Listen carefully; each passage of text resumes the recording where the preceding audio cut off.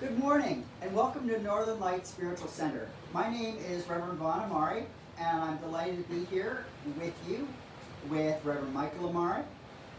Northern Light Spiritual Center is a community of people dedicated to using spiritual and practical principles to create lives we want to live.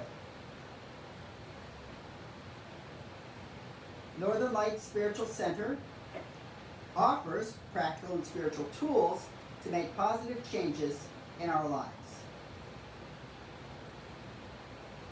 And Phyllis is gesturing that she's not able to hear.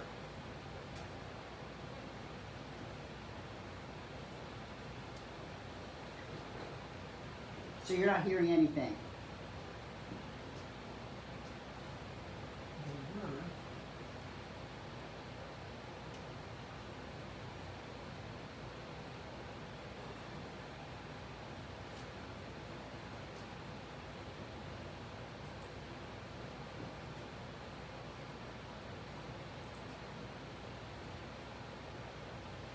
Hello? Now you hear? Okay. Thank you for your grace with that technical snafu. So again, I say Northern Light Spiritual Center is a community of people dedicated to using spiritual and practical principles to create lives we want to live. Northern Light Spiritual Center offers practical and spiritual tools to make positive changes in our lives. Woo-hoo! We acknowledge our presence here on the traditional and unceded lands and waters of the first people of Seattle, the Duwamish and Coastal Salish peoples. These people are still here, and we join with them in how they continue to honor and bring to light their ancient heritage. We seek to resist the erasure of Indigenous histories as we work towards honoring and inviting the truth. Please feel free to join me for our opening song, In This Very Room by Ron and Carol Harris.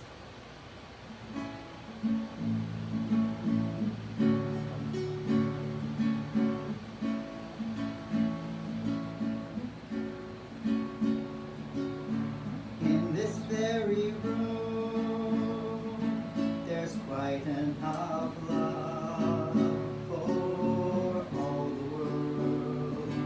And in this very room, there's quite enough joy for all the world. And there's quite enough peace and quite enough power to walk through our every fear.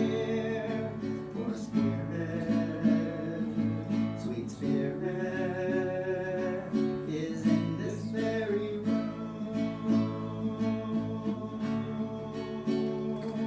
In this very room.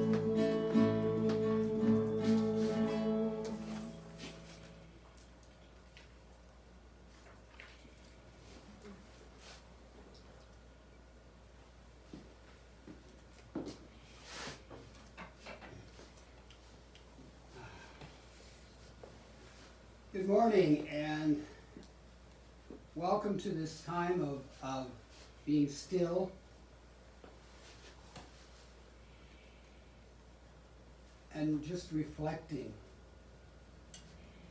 This morning's meditation is going to be the singing bowls, allowing us to just rest into where we are, into the present moment, not worrying about the past, worrying about the present, but just being right here, right now. So I'm going to start the bells.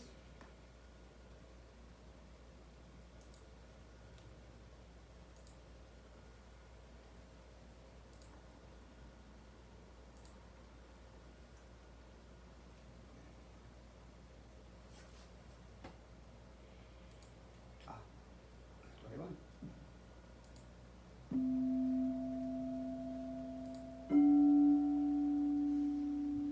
Just allow yourself to relax and concentrate on your breathing, breathing in and breathing out. and just rest.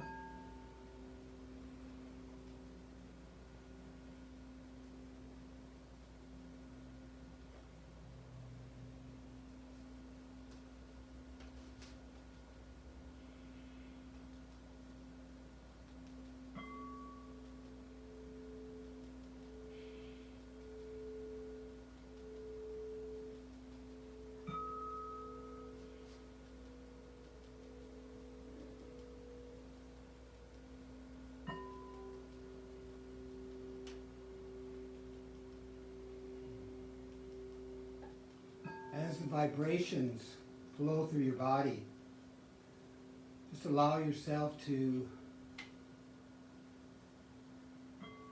come back to the room by opening your eyes and maybe moving your fingers and toes. And remember that feeling of rest. And so it is. I don't know about anybody else, but I needed that. Now,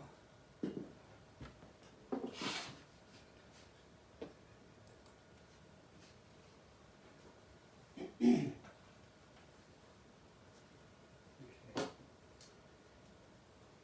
Now for the reading for today, it's called The Power of Rest, the Upside of Downtime. Awakened living. What if we valued intentional quiet time, sacred space, and silence? How would that change our lives? Despite our best intentions to live balanced lives, the modern world demands that we are almost always connected and productive. And this can drain us emotionally, spiritually, and physically. We live in a culture that perpetuates the belief that when we have a lot going on and a lot of excitement, we're really alive, says Anne LeClaire, author of Listening Below the Noise, a meditation of the practice of silence. In truth, we are really alive when we can be at peace within our own skin. It might seem counterintuitive to take time out your to-do list is a mile long. But the fact is that doing nothing can make you feel healthier, more energetic, and more alive. It can also help you enjoy life more. And yes, in case you're wondering, you'll be more productive as well. When we rest, it's like letting the earth lie fallow rather than constantly planting and harvesting. There's a reason why we have sabbaticals, and it's exactly that. To fill up again, to restore, says Anne. Batteries are needed. Batteries need to be recharged. The best way is rest. What rest really is and isn't. Rest is not what most people think it is, says Kira Blue presenter Ruben Nyman, PhD, a sleep specialist and clinical assistant professor of medicine at the University of Arizona's Center of Integral Medicine. People confuse rest with recreation, doing things like hiking, watching movies, gardening, reading, or even inebriation, getting high, stoned, tipsy, or drunk. Any of these activities can only be termed restful because there are breaks from work. Instead, rest can be defined as a kind of waking sleep, experienced when you are alert and aware. Rest is the essential bridge to sleep, says Ruben, creator of the audiobook The Yoga of Sleep and co-author with Andrew Weil, MD, of Healthy Sleep. We can never go to sleep, just as you can't go to rest. It's really there. We achieve rest and sleep the same way, by making space for it and allowing it to happen. You can see this clearly in the animal world. 1 minute, a dog is sleeping. The next minute, she's barking. I'll say amen to that. Animals don't venture as far from the world of rest and sleep as humans do. If you watch animals, you'll see they spend a lot of time not sleeping, but resting, says Abby. The animal part of us needs this too. Every living organism needs rest. When we don't take the time to rest, eventually it takes a toll on the body. The benefits of rest. Rest melts stress away, and research proves it. A method to invoke a state of deep sleep.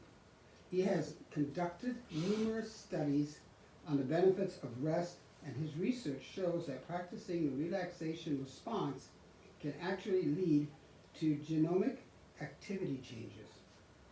But put simply, the relaxation response affects each of the body's 40,000 genes, producing antioxidation and anti-inflammatory changes that reduce stress in the body. Practices like the relaxation response, yoga, and meditation also lower heart rates, blood pressure, and oxygen consumption, and alleviate hypertension, arthritis, insomnia, depression, infertility, cancer, and anxiety. The spiritual benefits of resting are also profound.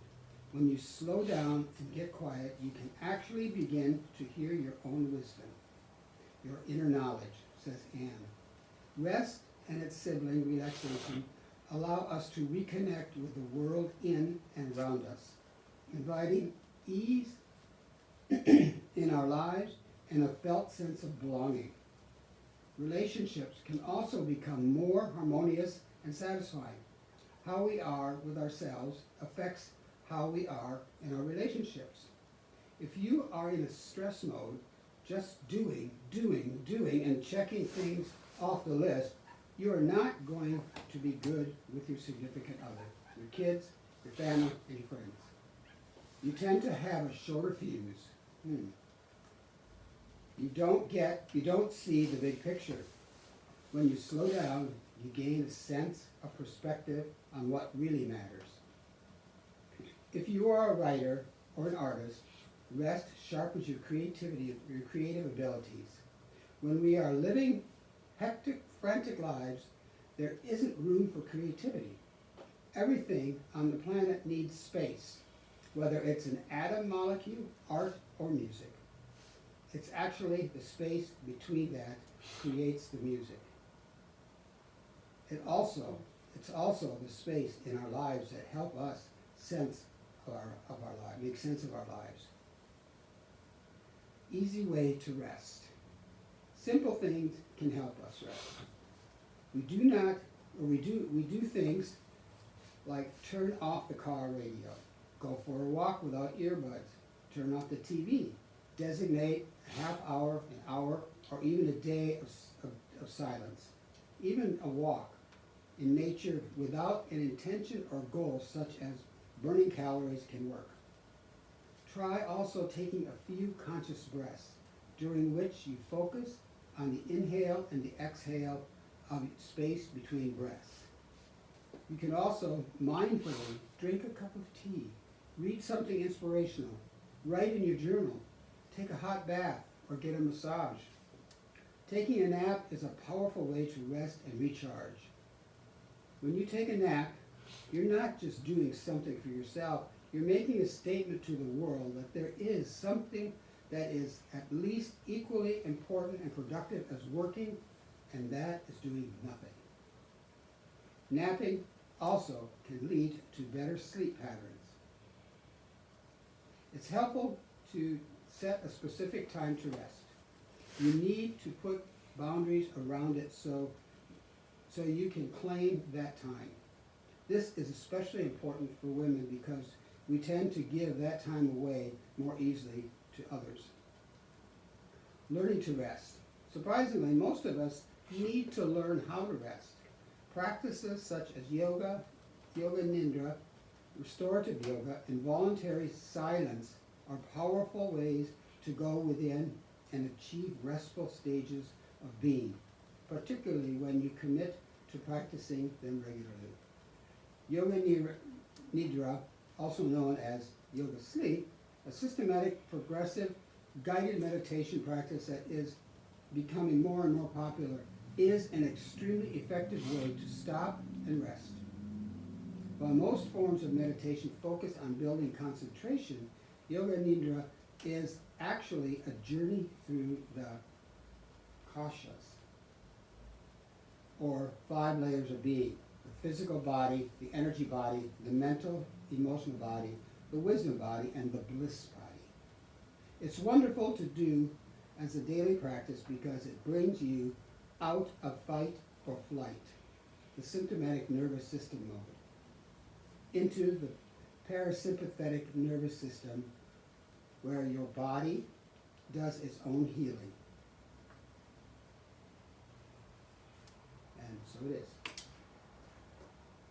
Oh, oh, that's yours.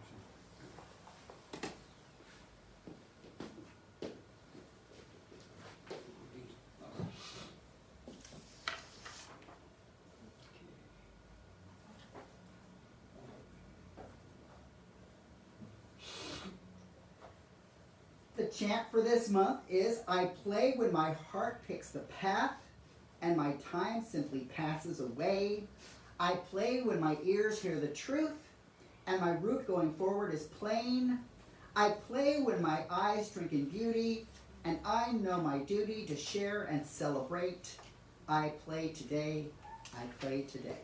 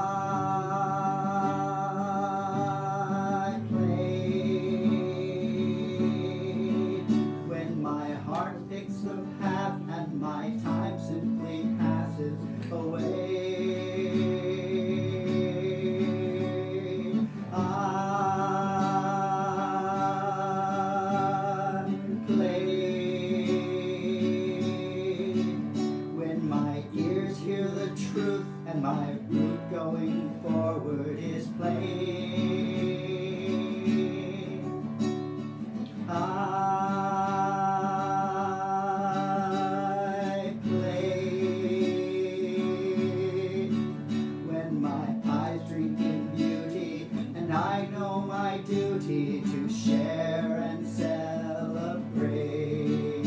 You play today.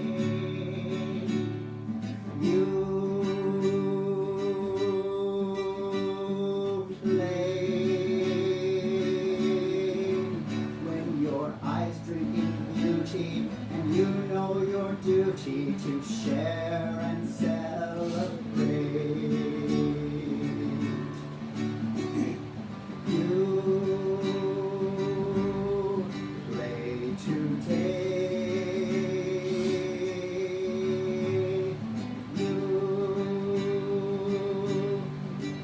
play today.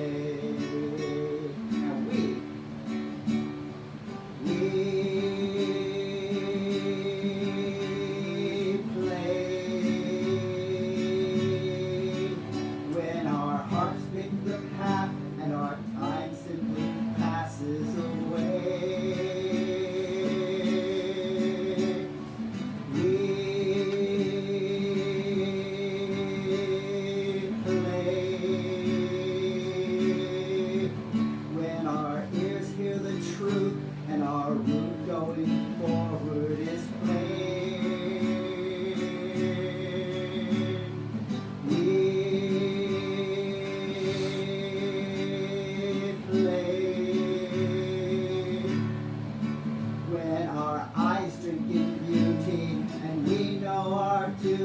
to share and celebrate. We play today. Yes, we play today. Back to I.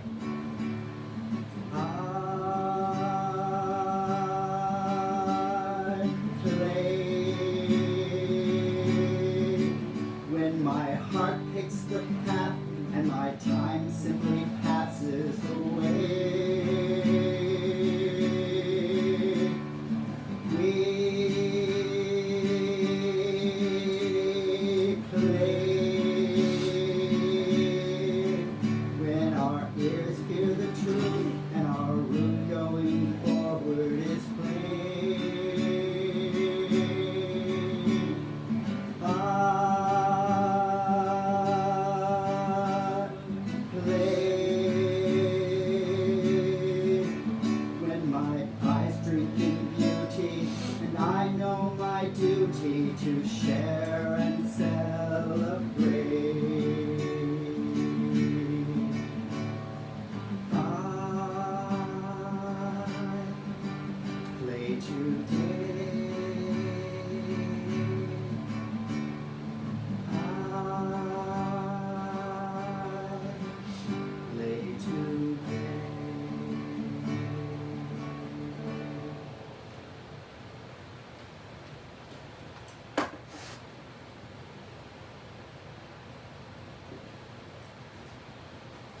Now the song before the talk,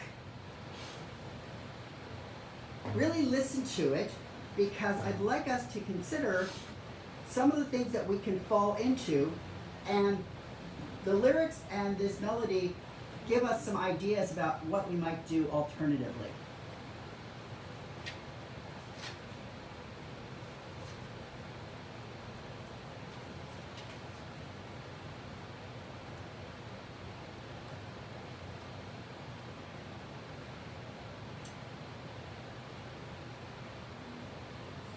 Yes, I know, I'm just getting to it.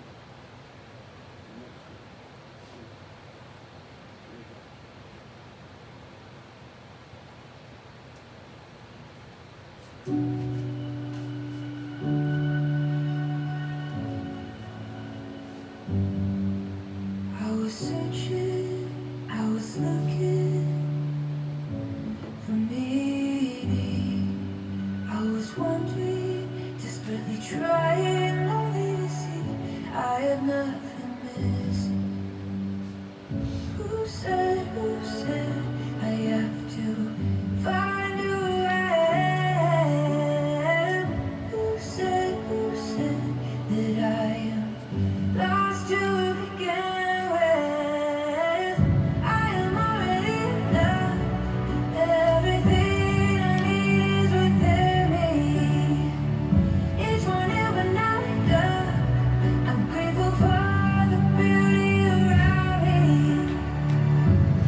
Life is a gift, I wanna enjoy it. Always proving my word only destroys it. I am already loved.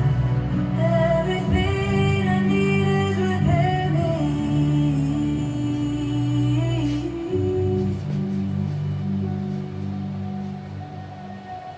My motivation can't be validation. I'd always be starving for more affection, the wrong attention, only to feel like I ain't nothing.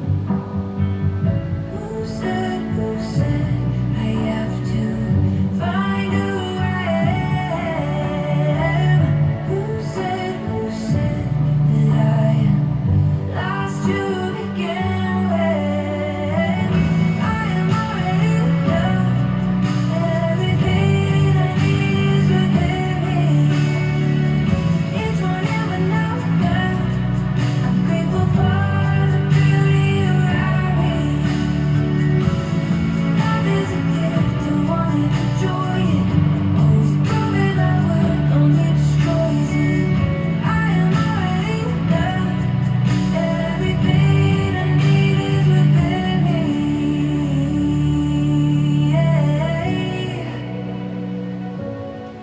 Oh yeah.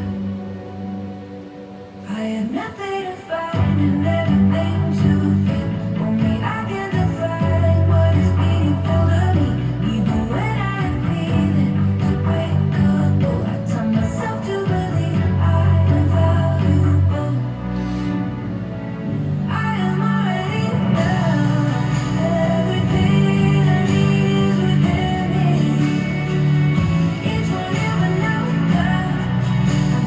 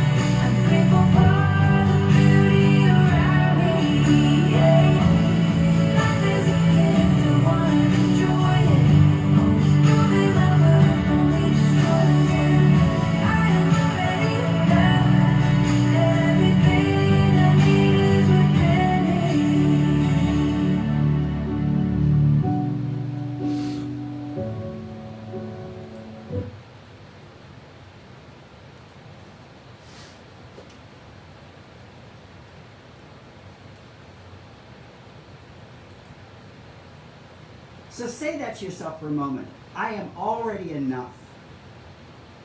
Come on, say it. I am already enough. Everything I need is within me. Say that. Everything I need is within me. The founder of the science of mind, Ernest Holmes, proposed this experiment to believe in the direct revelation of truth through our intuitive and spiritual nature, and that anyone may become a revealer of truth who lives in close contact with the indwelling spirit. I am already enough says that the divine that created all that is creating in and through me, in and through each person, in and through everything that we encounter. How might our lives change if we could bring that to our minds once in a while?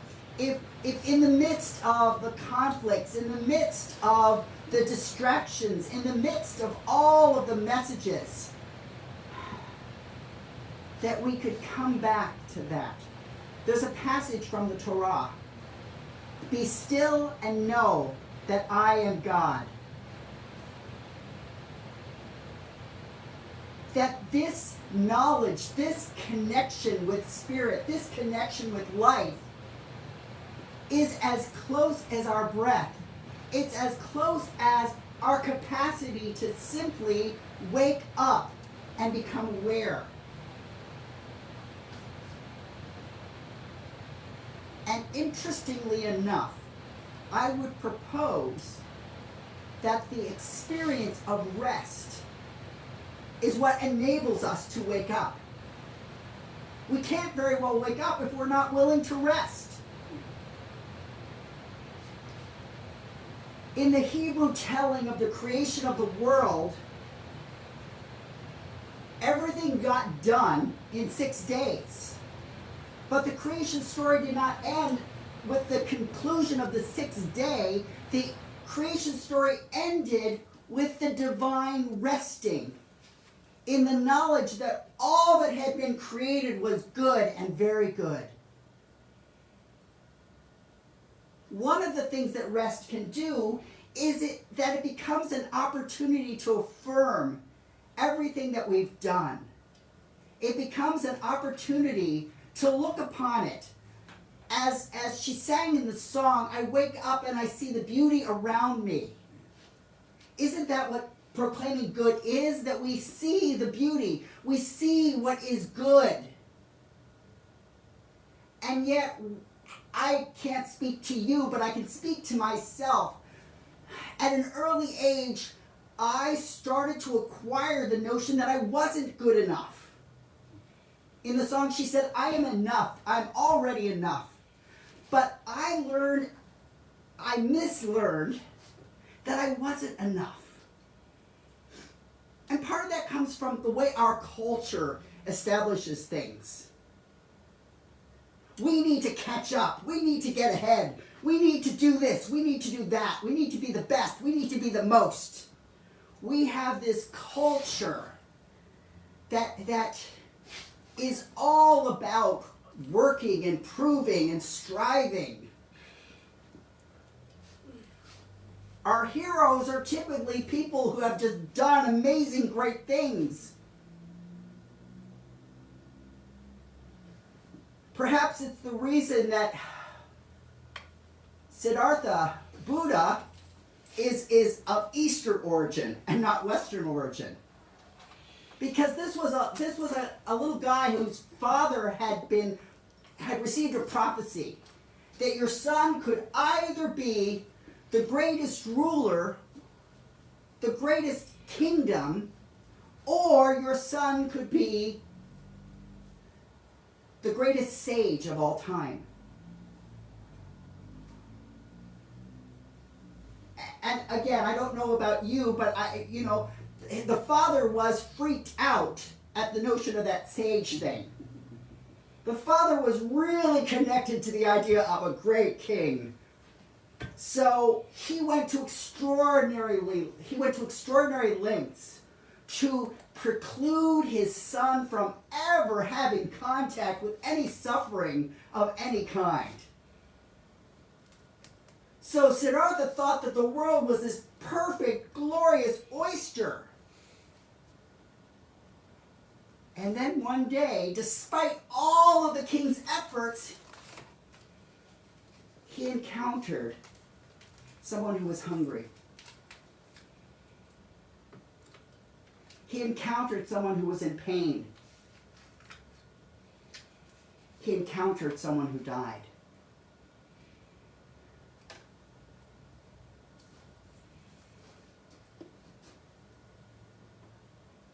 And unlike many of us, rather than responding with anger and wrath, rather than saying, my goodness gracious, my dad lied to me, I'm going to go on this quest to avenge him for being such a big liar.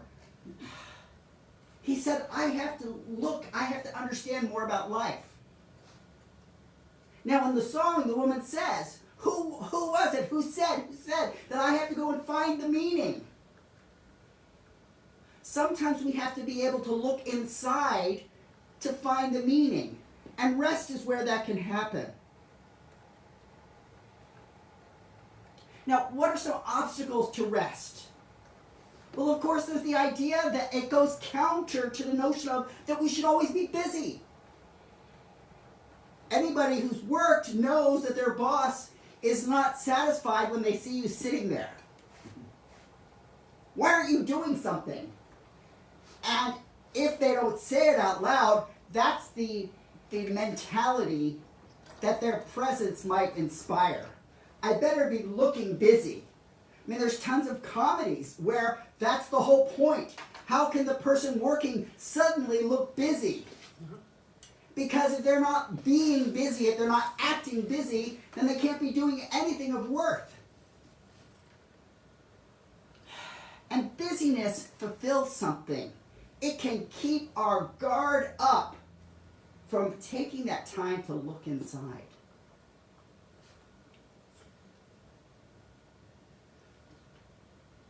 They propose the notion that perhaps we have to be busy because it enables us to stop from looking inside.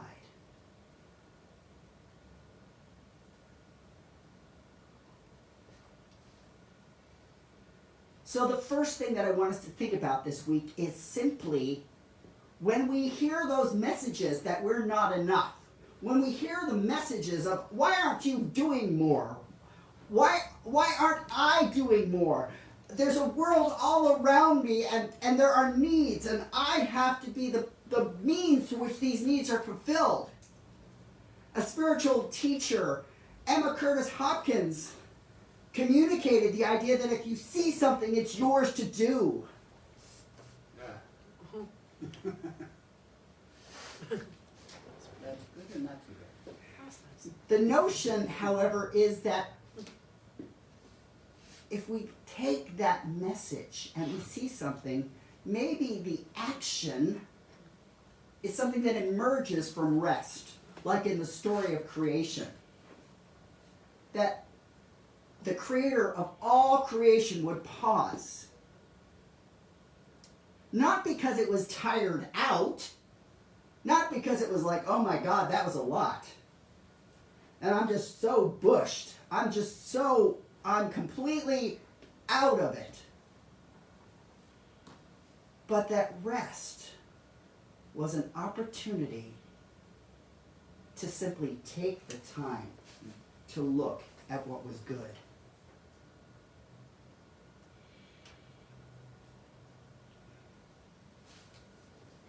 So in response to the busyness, in response to that cultural, you've got to get it, you've got to get in there and do it.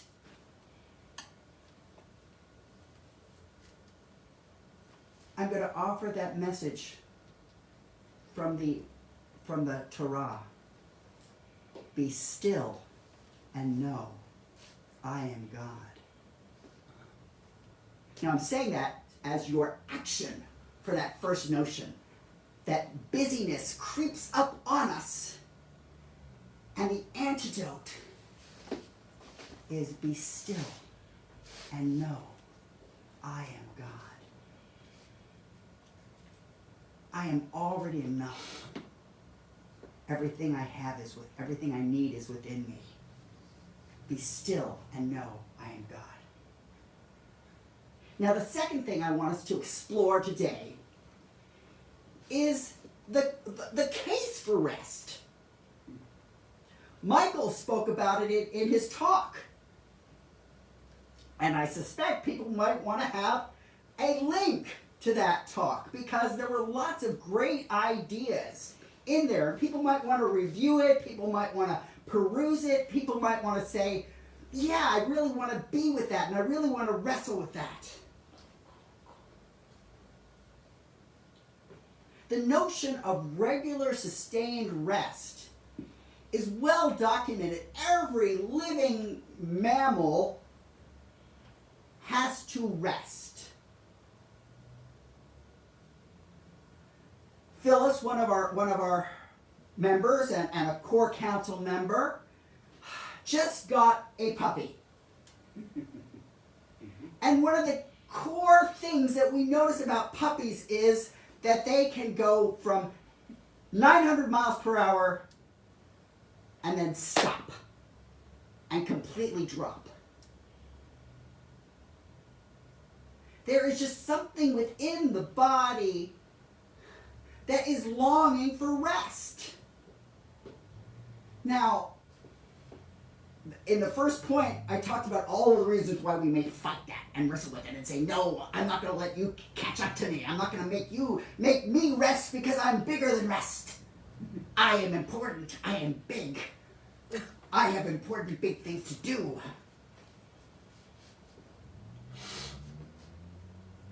But rest makes us more productive. I listened to a YouTube presentation by a sleep specialist, and he told 2 reasons about the power of dreaming, which is something that literally only happens when we fall asleep. One of the things that happens when we're dreaming is that all of our memories, all of our experiences suddenly become accessible in a way that our conscious minds would never allow. Because this crazy idea with this crazy idea, put them together, they just, I can't let them even be. But in the dream state, this old memory and this new experience get to meet each other. And suddenly, we have a network of ideas and we have a network of notions that could never have before existed. The dream state can create like a smoothie. You might not want to eat the spinach with the banana, with the strawberry. I mean, most people wouldn't sit around a table and say, hey, I'm going to have a piece of spinach, I'm going to have a piece of strawberry, I'm going to have a piece of banana. But when you blend it all together, it's delicious. And the dream is a little bit like making that smoothie. All of these things can come together, and it's a real source of creativity. We can go to sleep completely at our wits' end, and suddenly we wake up and we probably don't even remember the dream. Most of us really aren't that great at remembering all of our dreams and all the details of our dreams. But those dreams have done their work. They've taken their actions. The other thing that Dr. Matthew Walker talked about is the notion that dreams can basically detoxify our lived experiences. Because when we rehash something consciously, the thing is that our bodies relive that old trauma and re-experience it. Brain studies have shown us that when you think about something, it's like you're going through it again. Brain studies have shown that when people see themselves shooting a perfect basket, they don't even have to move their body to practice it. It's that the thought and the feeling get relived and re-experienced. The wonderful thing about dreams is that all of the emotional and mental energy that's wrapped up in that event can be broken down. He described dreaming as like psychotherapy.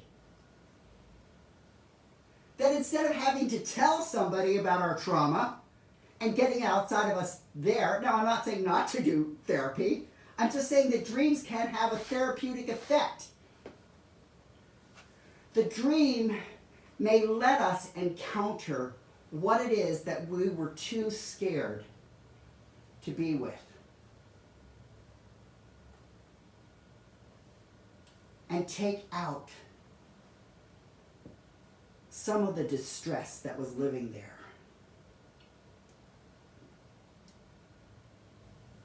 I don't think I've told this story, but I had a recurrent dream. And it just didn't make any sense. I was on this pathway and I was traveling and I had two companions. I had a ghost. I mean, it was, the full kind of like floaty ghost. And I had a vampire. And I was like, what the heck is that dream about? And as time went on, and as this dream kept popping up, I'm like, okay, I visited again with the ghost and the vampire, visited again with the ghost and the vampire. It was around the time that I was looking at getting married. And I was looking at getting married to a woman. And what my mind knew was that I was queer. And all of the messages from society were that you are born with male genitalia, so you've got to end up with a woman with female genitalia. In retrospect, as I was with that dream, I came to realize that it was a warning from my body. It was a warning from my life. That looking at marriage was really not about any physical connection, because a ghost doesn't have any physical being.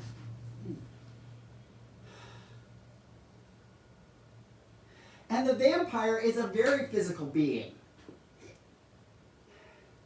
And at the time, my attribution was, well, this one is a friend and, we'll never be sexual, and this one is my fiancé, and we will have an intimate relationship.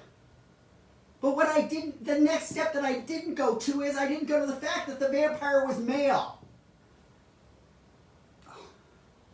So I had associated the vampire with my fiancé, thinking that it meant physicality, when in fact it did mean that, but it actually meant a little bit more. And if I had paid a little more attention, or if I had a therapist that was familiar with queer life, they might have been able to say, hey, you might want to think about where you're headed and what you're doing. But the fact is that our dreams are these avenues of brilliance and insight. And we can never get to them if we don't rest. We can never get to them if we don't sleep. We can never get to them if we don't pay attention to what they are.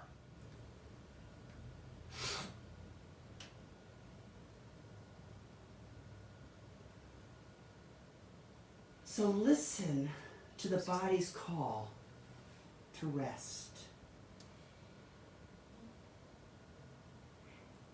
And in the reading, Michael gave all kinds of ways that we can practice rest. It can be as simple as pausing and deliberately taking in a breath, holding it,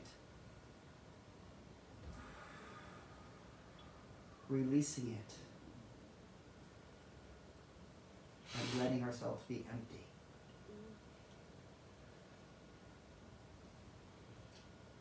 Rest can be perhaps the simplest spiritual practice. It doesn't require a guru. It doesn't require a book. Phyllis has a puppy who's already an expert on rest. All of us have been experts on rest.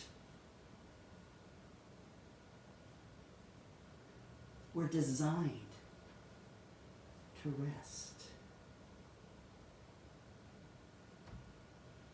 And so I come back to that mantra, be still and know that I am God.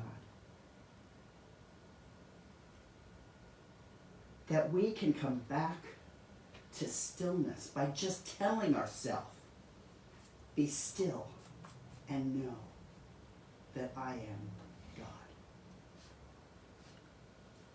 If you don't like God, I am enough. I am life. I am light. I am truth. I am power. I am presence. I am wholeness. I am beauty. I am good. I am. Be still and know I am.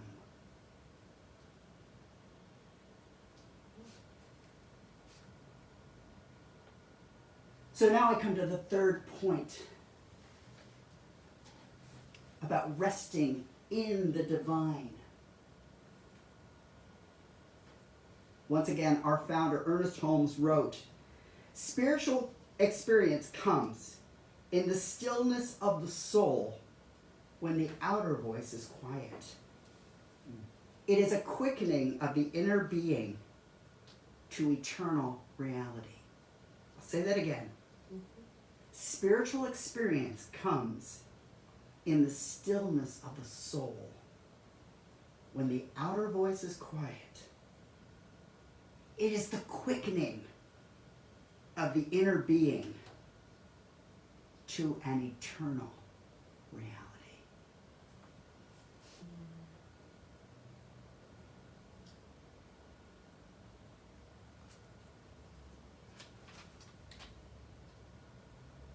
Stillness, quiet, is almost always available to us. Because behind every noise is built on a foundation of silence.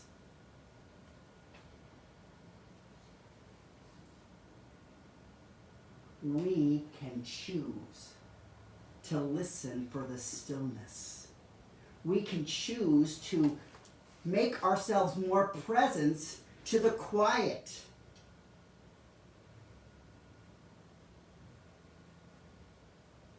It can seem a little foreign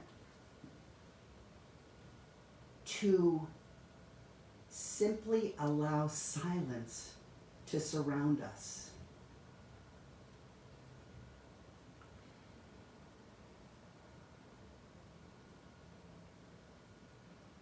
Play with that notion of that foreignness. Oftentimes our reactions are beautiful measures of our growing edges. Ooh, that feels foreign. Ooh, I don't know that I want to go there. Those very places are often the invitations to our deeper lives. Several years ago, Michael and I participated in this conference for social justice.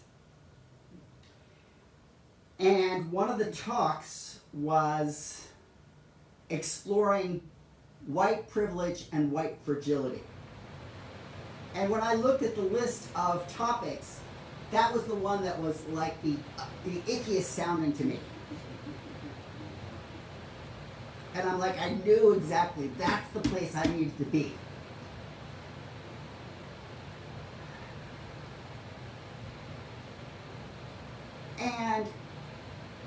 Robin DeAngelis grew her scholarship from the work of black scholars who had been exploring privilege for decades.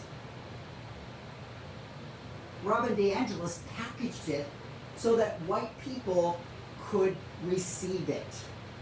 She used her own whiteness as the entry point to explore that.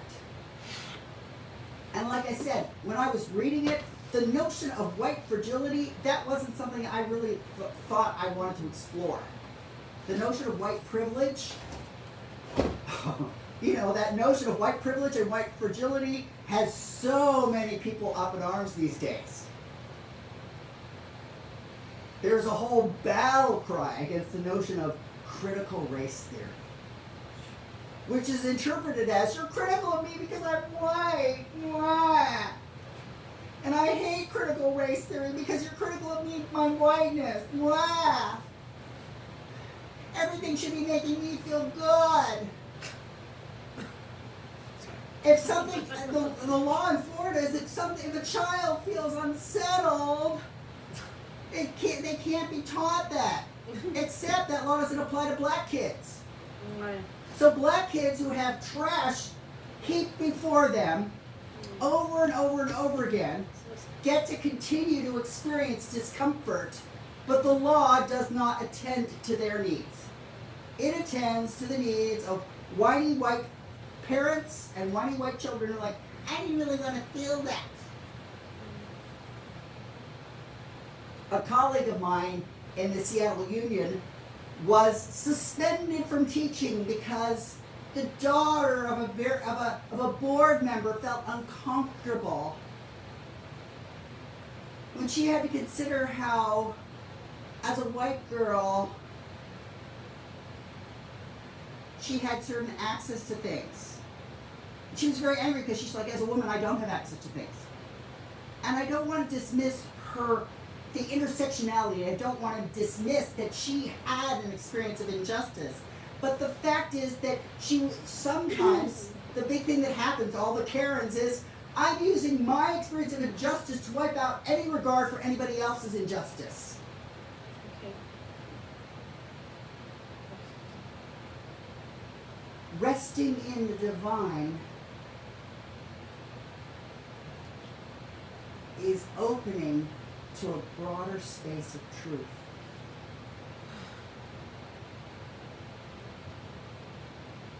Accessing more than we're comfortable with.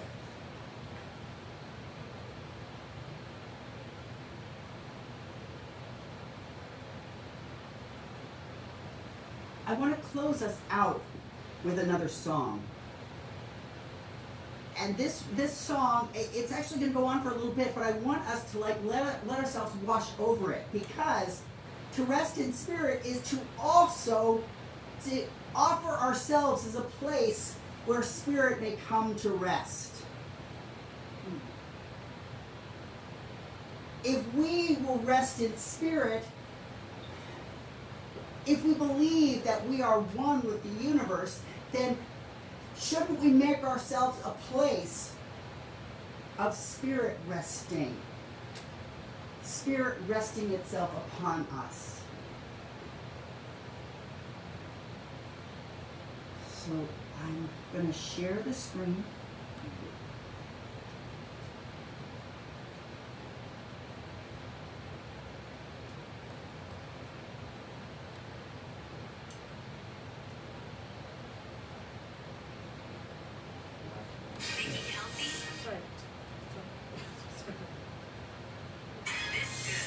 So this is Rest on Us featuring Brandon Lake and Enolia Aboy.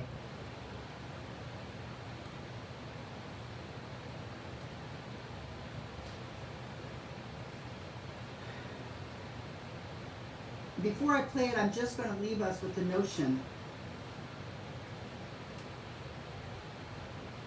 that we are worthy of rest.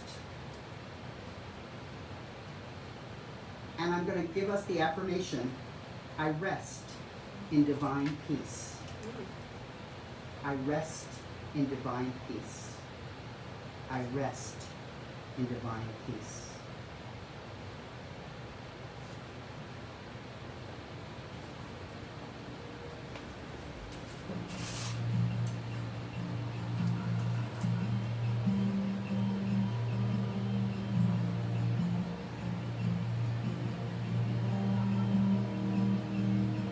As the Spirit was moving over the water, Spirit come move over us. Come rest on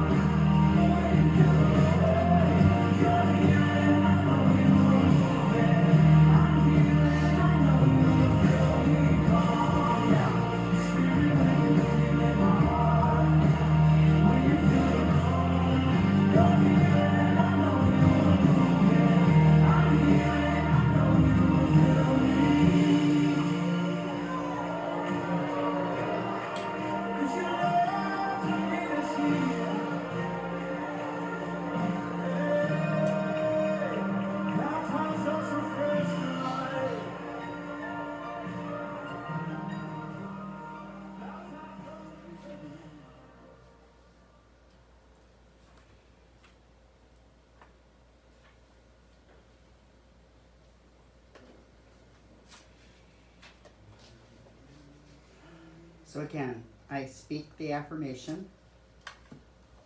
I rest in divine peace. Now I'm going to say it, and I'm going to invite you to say it back 3 times. I rest in divine peace. I rest in divine peace. I rest in divine peace. And so it is.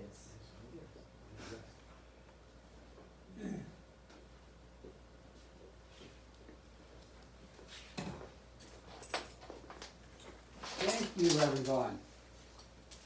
The idea of rest, we don't do it a lot, I don't believe.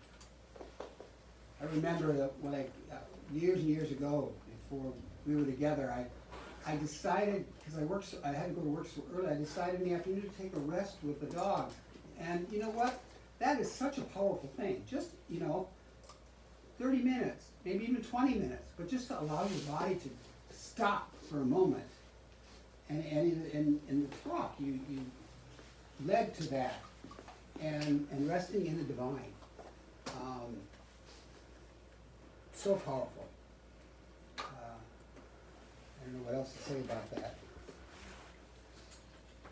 And next week, Reverend Pamela will be speaking, and our service will be just a tad bit different because throughout and after will be our annual meeting, the old annual meeting once a year to give the health of the organization. And our organization, to me, is healthy. We may not be big, but we are healthy. And we love sharing that, and I'm grateful for all the people that have participated in making this. I mean, there are people that have come here and have moved on. There's people that are still here, and there's people that have yet to come. And so I'm grateful for that resting in the divine and knowing that I am, that you are, that we are one. And so in that resting of the body, resting of the mind, resting of the spirit, I release this into that divine automatic action of the law. Because the law just takes whatever it is and it sets it in motion. And so I give thanks, I release, and I let it be. And so it is.